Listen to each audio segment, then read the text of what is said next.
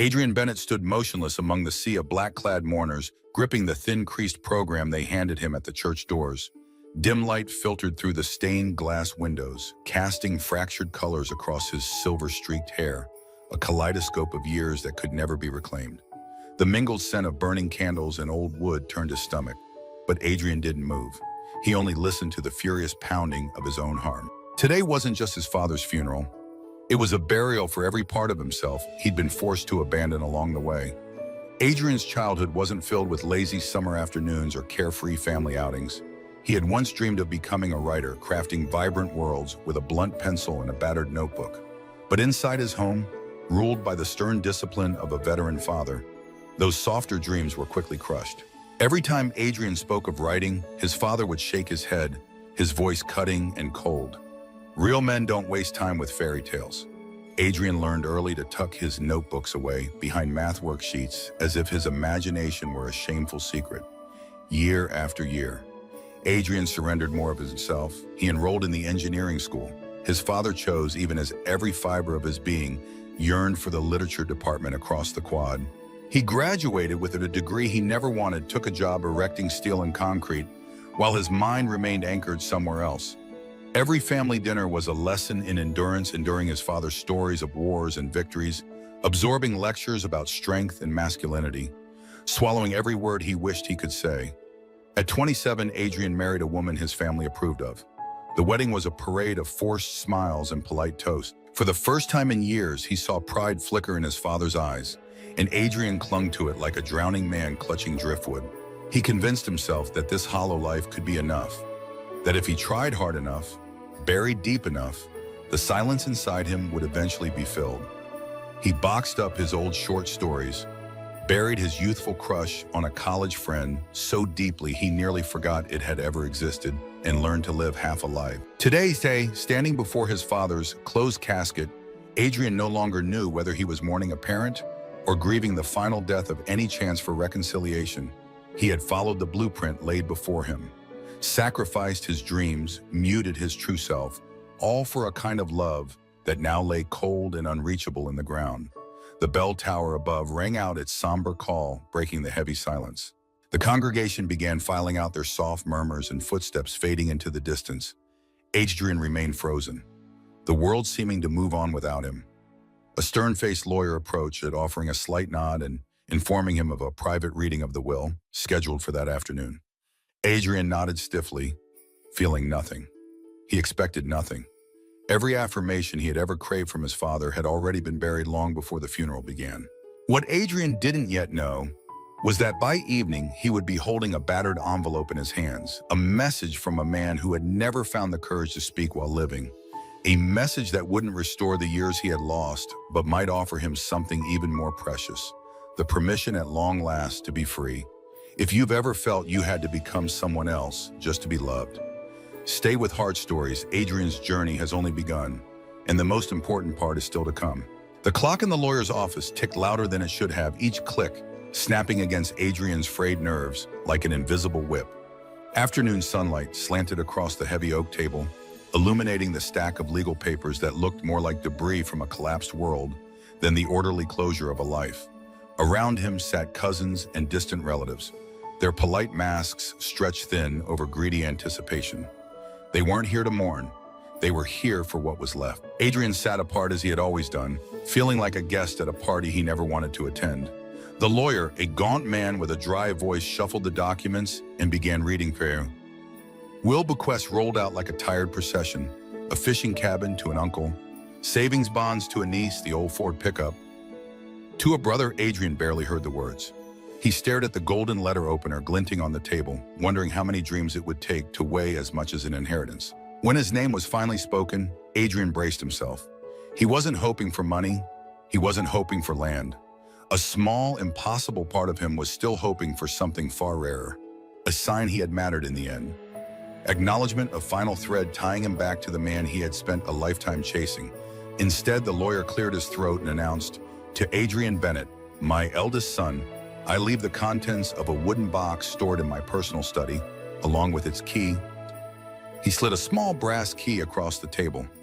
No house, no shares, no land, Just a box. The room shifted with poorly hidden smirks and sidelong glances. Adrian picked up the key, feeling the heat of humiliation creep into his collar. It was a public dismissal disguised as a bequest, and everyone knew it. He left before the final signatures were collected, walking alone across the cracked asphalt of the parking lot. The sun was too bright, the air too hot, as if the world had moved on, while he remained trapped in an endless, silent winter. He drove to his childhood home without really seeing the road, his hands tight on the steering wheel. The house stood waiting, unchanged and ghostly. Adrian entered with the familiarity of muscle memory, not emotion. The study was just as he remembered, leather-bound books lining the shelves, medals from wars fought long ago, gathering dust, the air heavy with things never said. In the corner, tucked under a window, sat a plain, battered wooden box. He unlocked it with a small brass key. The hinges groaned in protest, as if reluctant to reveal what had been hidden for so long. Inside lay a stack of yellowed notebooks in a sealed envelope bearing his name in the rigid, blocky handwriting he had once tried so hard to imitate. Adrian's breath caught. He pulled out the notebooks first. They weren't filled with his father's financial records or war stories. They were his own. His childhood stories, the ones he thought had been thrown away, the ones he had written secretly under the covers at night, illuminated only by a dying flashlight. Page after page of cramped, messy handwriting greeted him like lost children. Knights and dragons, astronauts and explorers, lonely boys building secret worlds because the real one didn't fit them. Adrian's fingers trembled as he realized his father had kept them all. Every silly, childish tale, every dream. He picked up the envelope last, his chest tightening until it felt like he might never draw another full breath. Peeling it open with shaking fingers, he unfolded the letter inside. It was brief.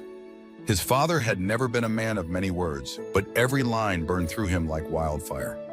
Son, when you were a boy, I saw the light in you, and I was afraid I thought the world would crush it.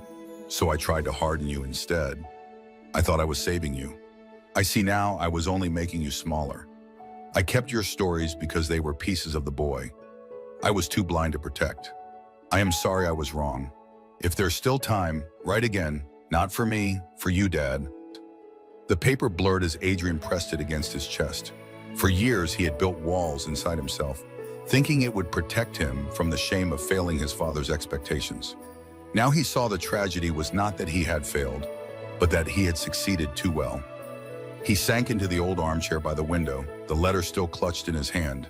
The house around him was silent except for the slow creak of wood settling in the afternoon heat. For the first time, Adrian allowed himself to grieve, not just for his father, but for the boy who had wanted nothing more than to be seen. Outside, the world hummed with a life he had long kept at bay, a life he might still claim if he dared to begin again. The letter lay heavy against Adrian's heart, as if its words had stitched themselves into the frayed seams of his soul. He sat in his father's study long after the sun had dropped behind the hills, long after the world outside had surrendered to darkness. The house around him felt like a museum of ghosts. Every photograph, every cracked leather chair, every muted memory, a testament to lives shaped by duty, not dreams. The realization gnawed at him with a slow, unrelenting ache. He had spent 4 decades living a life that wasn't truly his.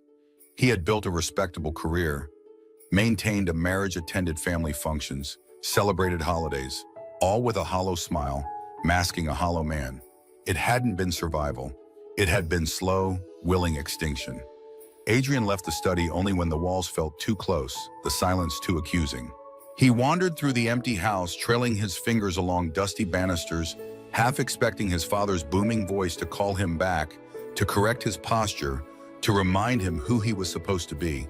But there was only silence, and in that silence, a question he could no longer outrun. If I am not the man he shaped me into, then who am I really? In the guest bedroom where he used to sleep as a boy, he found a cracked mirror leaning against the wall. He stood before it, studying the lines time had etched into his face, the tired eyes, the resigned mouth, the posture of a man who had learned too early to fold himself small. For a long moment, Adrian did nothing. Then, almost without thinking, he pulled his phone from his pocket, opened the camera, and snapped a single photo. Not to share, not to perform, simply to witness himself. He slept fitfully on the narrow bed that night, the letter tucked under his pillow like a fragile promise. In his dreams, he was running through endless hallways, each door marked with things he had lost. Youth, joy, love. No matter how fast he ran, the walls kept closing in. He woke before dawn, the sky outside still smeared with bruised purple and gray. Something had shifted in him overnight. The grief remained, a raw, untended wound. But underneath it, something else stirred, a pulse of defiance, a stubborn ember he thought had been extinguished long ago. He realized with startling clarity his father's apology, though late, was an invitation, a key he could either accept or leave rusting in the past. Adrian packed only what he could fit into a single duffel bag. He left the house without saying goodbye to anyone. He wasn't running away. He was stepping out of a life that no longer fit, out of a costume he had worn for so long. He had forgotten the shape of his own skin. Back at his small apartment on the edge of town, the space felt foreign, like stepping into a stranger's life. The framed diplomas, the wedding photos, the neatly organized bookshelf full of technical manuals, all artifacts of a version of himself built for survival, not for living. Adrian pulled the frames from the walls. He packed the diplomas into boxes, stacked the books in neat piles for donation. His wedding ring, long since removed but never discarded, he slipped into an envelope and mailed to his ex-wife with a simple note. "Thank you for your kindness when I could not offer my truth."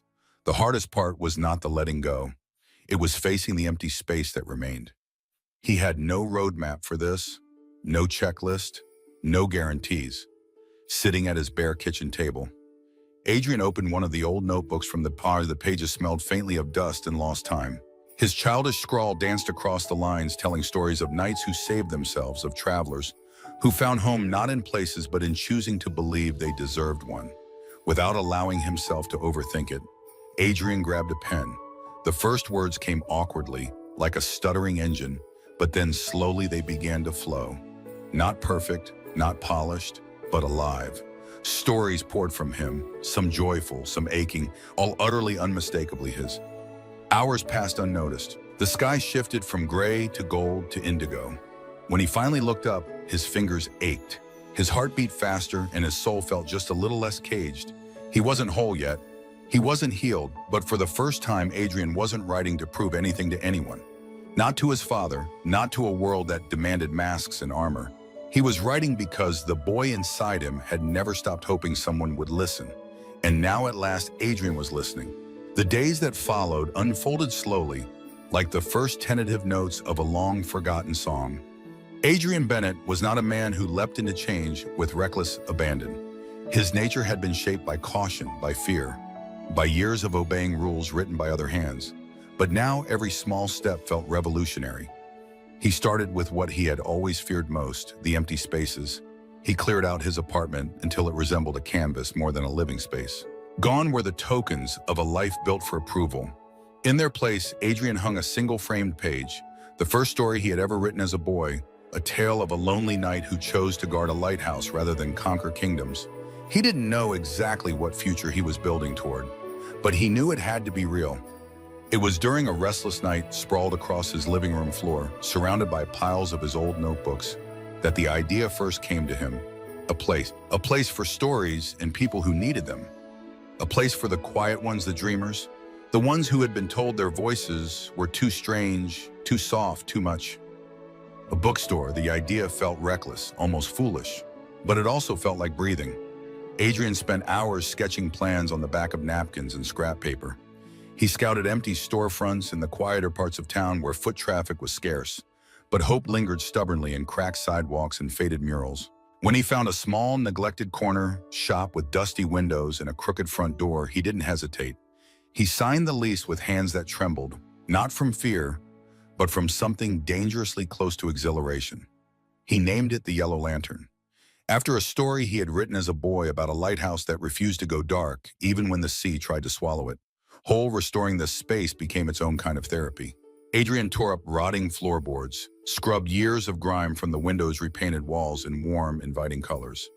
He lined the shelves with secondhand books, the kind that smelled of ink and dust and endless possibility. At the back, he set up a small reading nook furnished with worn armchairs and soft lighting where visitors could lose themselves in worlds far kinder than the one outside. It wasn't perfect, it wasn't grand, but it was his. When the Yellow Lantern opened its doors for the first time, only a handful of people wandered in. Curious neighbors, a retired schoolteacher, a teenager clutching a notebook to her chest like a shield. Adrian greeted each one with quiet gratitude, offering not just books, but a place where no one had to apologize for what made them different. Slowly, word spread. Artists, writers, musicians, and those who had simply spent too long pretending to be something they weren't began to find their way there. Adrian organized open mic nights, writing workshops, storytelling circles. He stood awkwardly at first, unused to speaking in front of the strangers, but the more he listened to their stories, their laughter, their small acts of bravery, the more he realized he was building something larger than a bookstore. He was building a home for voices like his own. One evening after closing up, Adrian lingered at the front window, watching the last of the sunset bleed into the city skyline. A sense of peace settled over him. Not the brittle, tentative peace he had once tried to manufacture, but something deeper rooted in the knowledge that he was no longer hiding. He was so lost in thought that he almost didn't notice the figure standing just beyond the streetlight's glow. A man slightly older now, but unmistakable, holding something small in his hand. Adrian's breath caught as recognition flooded through him. It was Ethan, the boy he had loved in secret during college. The boy whose name he had never dared to speak aloud, even in the privacy of his own mind. Ethan stepped forward, still holding the small object, a single violet flower trembling slightly in the evening breeze. He didn't speak, he didn't have to. In that moment, all the lost years, all the unspoken words, all the miles Adrian had traveled away from himself, collapsed into a single silent truth. It was never too late to find your way home. Adrian Bennett stood by the door of the Yellow Lantern, the soft hum of conversation and laughter filling the small space behind him. The evening had stretched long after the official closing time, but no one seemed eager to leave. Adrian didn't mind.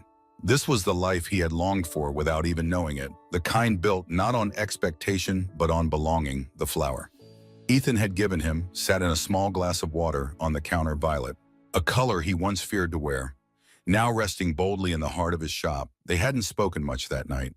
Words weren't needed. A simple look had been enough to say, "I see you, but I still do." In the weeks that followed, Ethan became a regular presence at the Yellow Lantern. Some evenings they sat side by side in the reading nook, sharing worn books and quiet smiles. Other nights, Ethan helped Adrian organize community events, their easy companionship blossoming into something that felt achingly new and achingly right. But it wasn't just Ethan, and it wasn't just love. It was Adrian himself, stepping into his life, owning his voice, refusing to shrink back into a shape that pleased others, but silenced his heart. The bookstore grew slowly, fueled not by profit, but by spirit. Adrian started a monthly gathering called The First Word, an open space for anyone who needed to speak aloud something they had buried too long. Some nights were filled with poetry, others with stories of survival, and sometimes just simple declarations like, "I exist and that's enough." On the anniversary of the shop's opening, Adrian hosted a small celebration. The walls were decorated with handwritten notes from visitors, dreams they dared to say out loud, stories they had kept hidden until now. As Adrian stood at the front looking out over the sea of faces lit with soft, hopeful light, he realized something breathtaking. He had not just saved a part of himself, he had built a lighthouse for others too. In the quiet that followed the night's final reading, Adrian pulled out the old letter from his father, now worn at the edges from being read and reread. He didn't need it to survive anymore, but he kept it, not as a wound, but as a reminder. Healing is messy, incomplete, and utterly beautiful later. As he locked up the shop and stepped into the cool night air, Adrian looked up at the stars scattered across the dark sky. He thought about all the years he had spent chasing love that had conditions, all the years he believed he had to earn the right to be seen. And yet, here he was, not because he had earned it, but because he had finally claimed it. He was not perfect, he was not invincible, but he was at last real. Have you ever felt like the hardest person to forgive is yourself? Share your thoughts in the comments. We would love to hear your story. Stay with Heart Stories for more journeys of healing, courage, and the kind of love that never asks you to be anyone but yourself.